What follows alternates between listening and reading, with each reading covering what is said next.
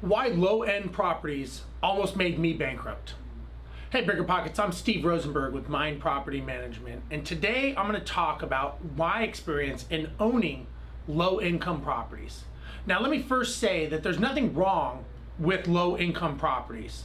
I think they can be a very successful model.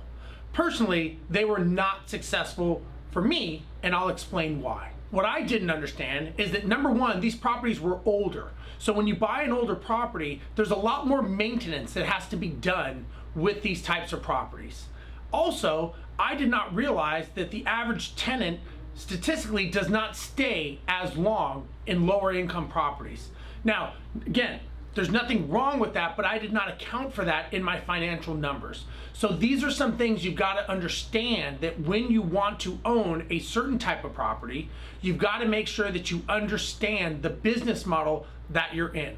Now, the business model that I thought I was going to have is something that was going to be a passive income, hands off, and I thought that they were going to make me money and I wasn't going to have to do much. It was almost the complete opposite. They were very time intensive, and the challenge I had was they were not passive at all. It was very much hands-on, and I always had to make sure that I was involved in different challenges with these properties. So whether it was maintenance, whether it was a vacancy, whether it was a problem with the tenant paying rent, all of these things took up minutes. Minutes turn into hours, and hours turn into days. And when you're trying to run these on autopilot, I realized that these were not the right business models for me. So the people that we sold the properties to, they were able to run these properties the way that they should have run, which is something that's a bit more hands-on and understanding how to make these properties work. The other challenge I had was I thought that these properties were going to go up in value over time. Statistically, lower income properties are great for cash flow, but they are not necessarily always going to go up in appreciation. That is not something that I ever thought about, but it's something that I just assumed would happen.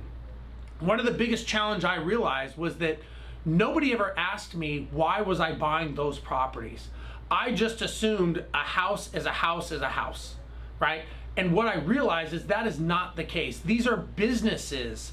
It's just four walls and a roof, and it's the business that's running inside of that four walls and a roof that will determine how you are going to make money or not make money.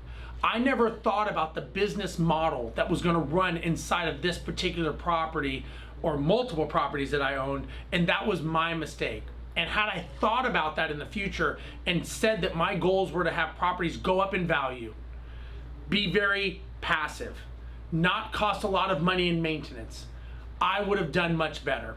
The other challenge on the maintenance side that I did was I assumed that as I purchased more properties, I could use the cash flow from the rental properties to help take care of any maintenance costs and any make-ready costs for any new properties that were brought on to the portfolio. I should have had more capital set aside for each property so that I knew that when I had an issue, I had reserves. I didn't have any reserves set aside, so my challenge is I was always making sure that rent came in, because if it did not come in, I was not going to be able to fix up the properties that needed the maintenance. So again, these are challenges that I did not think about.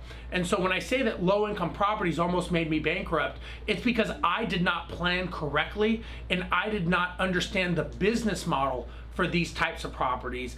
I took a business model for another type of property and tried to put it into a low income property, and that does not always work.